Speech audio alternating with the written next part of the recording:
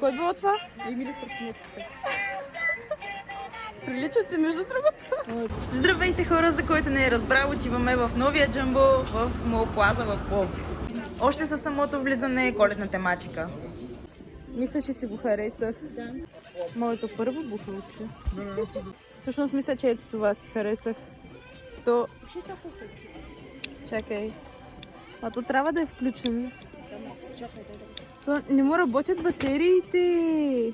Но пък за разлика от него това свети. Светеща лампа. Ма защо само червено? А, и зелено. И синьо. Всичко пищи, квичи и се люля. Очевидно. О, то се обърна.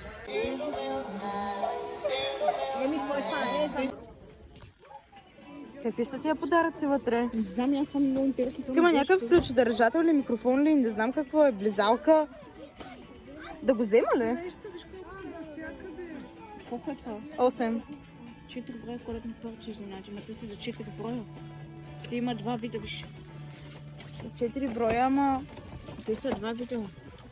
не знам кое да вземем. Има 3 варианта. Ако искаш, да, ще взема едно и ти вземи едно. Аз си харесах това, просто не го хванах първо.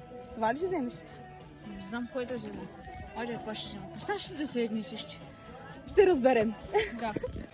За сега върви много лошо, харесах си прекалено много коледни неща.